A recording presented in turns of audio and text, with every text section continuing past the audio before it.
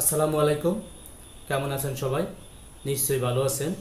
এভাবে স্কুল চ্যানেলের পক্ষ থেকে আরও একবার স্বাগত জানাচ্ছি আমি Farhad Mia, junior instructor electronics, Shariatpur polytechnic institute. Viewers, আমাদের আজকে আলোচ্য বিষয় হচ্ছে ফিজিক্স 1 সাবজেক্টের চতুর্থ অধ্যায়ের ভরবেগের নিত্যতা সূত্র এর বর্ণনা ও প্রমাণ। তো আমরা প্রথমেই জানবো আসলে ভরবেগের নিত্যতা সূত্র কি।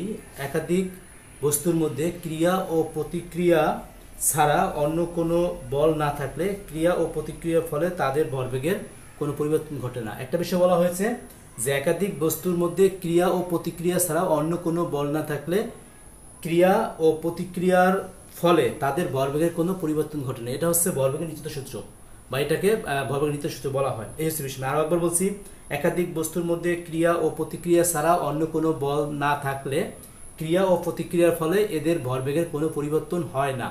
এটা হচ্ছে ভরবেগের নিত্যতা সূত্র। তো আমরা এখন যে বিষয়টি দেখবো সেটি হচ্ছে প্রমাণ দেখবো। আসলে প্রমাণ আমরা ধরলাম এখানে একটি বল এ আর এখানে একটি বল হচ্ছে বি। এ হচ্ছে এ, এ হচ্ছে বি। তো সেক্ষেত্রে এই মনে করি ক্রিয়া ও প্রতিক্রিয়ারত এ এবং বি দুটি বস্তু এবং এদের বাইরে কোনো বলের প্রভাব নেই। তো এটা হচ্ছে একটা ক্রিয়া ও প্রতিক্রিয়ারত দুটো বস্তু, এদের মানে বাইরে থেকে এদের কোনো বল প্রয়োগ করা নেই। নিউটনের গতি তৃতীয় সূত্র অনুসারে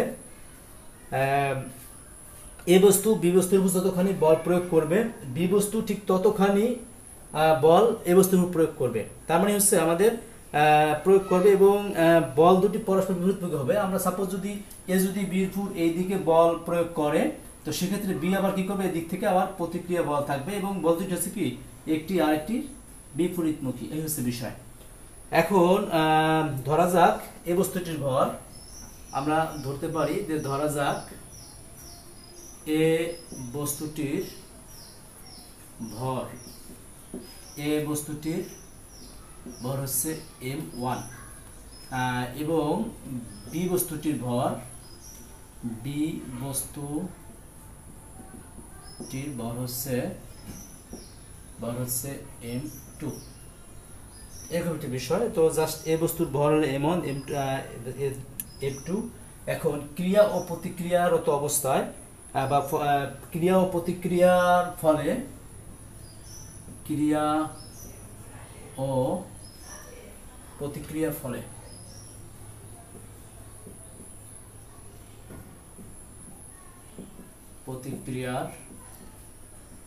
ফলে এদের ত্বরণ যথাক্রমে F1 ও F2। একটি বিষয় হচ্ছে, এখন হচ্ছে আমরা ধরা যাক এ বস্তুটির ভর হচ্ছে m1 এবং বি বস্তুটির ভর হচ্ছে m2। ক্রিয়া ও প্রতিক্রিয়ার ফলে এদের ত্বরণ যথাক্রমে F1 ও F2। তো সেক্ষেত্রে যদি ত্বরণ F1 আর F2 হয়, তো সেক্ষেত্রে অতএব এ বস্তুটির বল, তাহলে আমরা যদি এই বস্তুটির বল বের করি, এ বস্তুটির বল, এই বস্তুটির বল P1 সমান হচ্ছে m1 F1।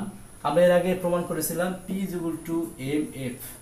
তো সেক্ষেত্রে যদি এখানে m ছিল বল আর f ছিল ত্বরণ আর P হচ্ছে বল, তো সেক্ষেত্রে যেহেতু এই বস্তুটির ভর আছে m1 আর ত্বরণ হচ্ছে F1, তো সেক্ষেত্রে বল P1 হবে কি m1 F1। এরপরে আমরা যদি আবার বি বস্তুটির বল বের করি, তো সেক্ষেত্রে P2 সমান হবে কি, P2 সমান হবে m2 F2। এই হচ্ছে বিষয়। যেহেতু বল দুটি সমান ও বিপরীতমুখী, যেহেতু বল দুটি সমান ও বিপরীতমুখী, তো সেক্ষেত্রে কি হবে, যেহেতু বল দুটি সমান ও বিপরীতমুখী, তার মানে হচ্ছে সুতরাং P1 সমান হচ্ছে -P2, বা আমরা লিখতে পারি P1 এর মান হচ্ছে কি m1 F1 হচ্ছে কি -m2 F2। এই হচ্ছে বিষয়। এবার একটা বিষয় হচ্ছে, এখন যদি ক্রিয়া বলের প্রভাবে আমরা লিখে নেই, যদি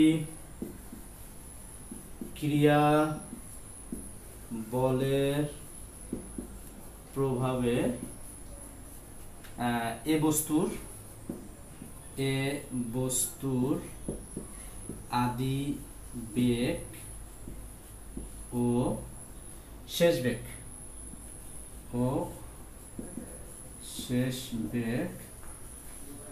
যথাক্রমে এ বস্তুর আদি বেগ ধরলাম আমরা হচ্ছে u1 ও শেষ বেগ হচ্ছে কি v1 এবং প্রতিক্রিয়া বলের প্রভাবে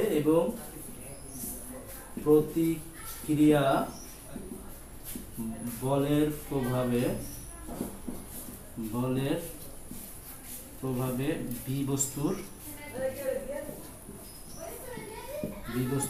আদি বেগ ও শেষ বেগ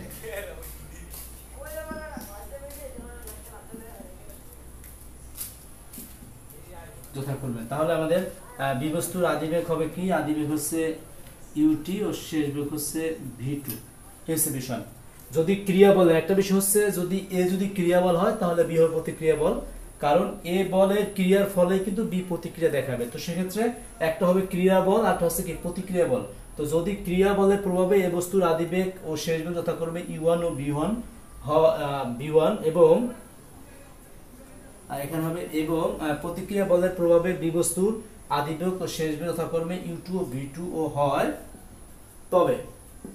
তবে কি হচ্ছে, তবে আমাদের এখানে এটা হবে যে m1 যেহেতু এখানে আমাদের প্রথমটার আদি বেগ ও শেষ বেগ, আমরা কিন্তু এখানে ত্বরণ জানি, আমরা ত্বরণ হচ্ছে কি আমাদের যে বেগের পরিবর্তনের হার। তো সেক্ষেত্রে বেগের পরিবর্তনের হার কি আমরা একটা বিষয় কিন্তু জানি এরকম f সমান সমান হচ্ছে v1 এরকম লিখতে পারি যে v মাইনাস হচ্ছে u ভাগ হচ্ছে t। তো সেক্ষেত্রে যেহেতু এখানে দুইটি বস্তু আছে আমরা এখানে আলাদা আলাদা ধরেছি, তো সেক্ষেত্রে এখানে কি হবে v1 মাইনাস হবে u1 ভাগ হচ্ছে t ইকুয়াল টু হচ্ছে মাইনাস m2, এই যে আমাদের এখানে মাইনাস আছে m2, f2 এর মানটা আমাদের এখানে কি হবে, এখানে হবে হচ্ছে v2 মাইনাস হচ্ছে u2 ভাগ হচ্ছে কি t। এরকম একটা বিষয়। তো এখন যদি এরকম হয় তো সেক্ষেত্রে আমরা এখন উভয় পাশ থেকে tt বাদ দিতে পারি। যদি বাদ দেই তাহলে এখানে আমাদের কি থাকতেছে, আমাদের এখানে m1 v1 মাইনাস হচ্ছে u1 বা ইকুয়াল টু হচ্ছে কি মাইনাস m2 ইনটু হচ্ছে কি v2 মাইনাস হচ্ছে u2। এই হচ্ছে বিষয়। তো আমরা এবার কি করব, আমরা একটু এখানে যে বাকি ইয়াগুলো আছে আমরা এখানেও করতে পারি, আমরা জাস্ট এই পাশে নিয়ে আসতে পারি। যদি এখানে করি তো সেক্ষেত্রে এখন যদি আমরা m1 দ্বারা গুণ করে দেই, যে এখানে যদি গুণ করে দেই তো সেক্ষেত্রে কি হচ্ছে আমাদের এখানে হচ্ছে m1 v1 যদি গুণ করি m1 এর সাথে যদি গুণ করি তাহলে m1 v1 মাইনাস হচ্ছে কি m1 u1, তো মাইনাস হচ্ছে কি m1 u1 ইকুয়াল টু আমাদের এখানে হচ্ছে কি minus m2 v2 minus m2 v2 plus হচ্ছে এই মাইনাস আছে কি হবে প্লাস হবে প্লাস m2 u2। এখন আমরা জাস্ট ভি গুলো আলাদা করে ফেলি আর ইউ গুলো আলাদা করে ফেলি। জাস্ট এখানে আছে কি আমাদের m1 v1, যেহেতু এইটা আমরা নিয়ে আসবে এখানে মাইনাস আছে, এখানে আসলে কি হবে প্লাস হয়ে যাবে। তো এখানে হবে কি m2 v2 ইকুয়াল টু এখানে যেটা করবে সে আমাদের এখানে আছে কি m2 u2 আছে প্লাস আমরা কি করব m1 u1 এরকম করতে পারি। এখন যেহেতু এটা হচ্ছে v1 v2 এটা হচ্ছে কি আমাদের শেষ বেগ, আর এখানে u1 u2 হচ্ছে আদি বেগ, যেহেতু আদি বেগ এবং শেষ বেগ সমান হওয়ার কথা, তো সেক্ষেত্রে আমরা কি করব এটা আগে নিয়ে আসবো। আমরা যদি এটা আগে নিয়ে আসি এবং এটা প্রথমটা u1 আগে লিখতে পারি, যেহেতু দুটোই প্লাস আছে তো সেক্ষেত্রে আগে পড়লে এটা কোনো অসুবিধা নেই। তো আমরা এখন লিখব m1 u1 প্লাস হচ্ছে m2 u2 ইকুয়াল টু হচ্ছে কি আমাদের m1 v1 প্লাস হচ্ছে m2 v2। এই হচ্ছে বিষয়। এখন আমরা দেখতে পাচ্ছি এখানে আমাদের যে আদি ভরবেগ যে m1 u1 এবং m2 u2 দুইটি হচ্ছে কি আদি ভরবেগ, আর সমান সমান হচ্ছে কি শেষ ভরবেগ, অর্থাৎ আদি ভরবেগের সমষ্টি এবং শেষ ভরবেগের সমষ্টি হচ্ছে কি দুইটা মিলে সমান। তার মানে আমরা এখান থেকে দেখতে পাচ্ছি কি আমাদের ভরবেগের কোনো পরিবর্তন ঘটে না। যে আমাদের সূত্রটি কি ছিল যে একাধিক বস্তুর মধ্যে ক্রিয়া ও প্রতিক্রিয়া ছাড়াও অন্য কোনো বল না থাকলে ক্রিয়া ও প্রতিক্রিয়া কারণে এদের ভরবেগের কোনো পরিবর্তন ঘটে না। তো সেক্ষেত্রে আমরা দেখতে পাচ্ছি যেহেতু এখানে ক্রিয়া ও প্রতিক্রিয়া ছাড়া অন্য কোনো বল নেই, তাই কি হচ্ছে এখানে ক্রিয়া ও প্রতিক্রিয়ার ফলে এর ভরবেগের পরিবর্তন ঘটতেছে না, অর্থাৎ এটি কি প্রমাণিত হয়ে যাচ্ছে। এটাই হচ্ছে কি ভরবেগের নিত্যতা সূত্রের প্রমাণ, এই হচ্ছে বিষয়। তো আমরা যদি একটু আরো একবার আলোচনা করি, সেটি হচ্ছে কি ভরবেগের নিত্যতা সূত্রের বর্ণনা ও প্রমাণ। ভরবেগের নিত্যতা সূত্র হচ্ছে কি যে একাধিক বস্তুর মধ্যে ক্রিয়া ও প্রতিক্রিয়া ছাড়া অন্য কোনো বল না থাকলে ক্রিয়া ও প্রতিক্রিয়ার ফলে এদের ভরবেগের কোনো পরিবর্তন ঘটে না। এই হচ্ছে ভরবেগের নিত্যতা সূত্রের বর্ণনা। এখন প্রমাণ যদি আমরা করি, এখানে একটু করেছিলাম যে ক্রিয়া ও প্রতিক্রিয়ারত অবস্থায় দুটি বস্তু, একটি হচ্ছে এ, আরটা হচ্ছে কি যে যদি বি হয় এবং এদের মধ্যকার ক্রিয়া ও প্রতিক্রিয়া বিপরীতমুখী, তো সেক্ষেত্রে যদি এরকম হয়ে থাকে, তো সেক্ষেত্রে ধরা যাক এ বস্তুটির ভর হচ্ছে m1 আর বি বস্তুটির ভর হচ্ছে m2। এটি হচ্ছে কি আমাদের m1 আর এটি হচ্ছে কি m2 ভর। তো সেক্ষেত্রে ক্রিয়া ও প্রতিক্রিয়ার ফলে এদের ত্বরণ যথাক্রমে f1 ও f2। এই বস্তুটির বল, আমরা একটা বিষয় হচ্ছে বল সমান জানি p = mf। তো সেক্ষেত্রে যেহেতু আমাদের দুইটা বস্তু আছে, তো সেক্ষেত্রে দুইটা বস্তুর আলাদা আলাদা বল বের করতে হবে। যেহেতু আলাদা আলাদা ভর আছে এবং আলাদা আলাদা ত্বরণ আছে, তো সেক্ষেত্রে আমরা কি করলাম, p1 সমান m1 f1 আর p2 সমান কি m2 f2। যেহেতু বল দুটি সমান ও বিপরীতমুখী, তো একটি বিষয় হচ্ছে যেহেতু নিউটনের তৃতীয় সূত্রে বলা আছে যে বল দুটি সমান ও বিপরীতমুখী, তো সেক্ষেত্রে কি হবে, সেক্ষেত্রে p1 = -p2।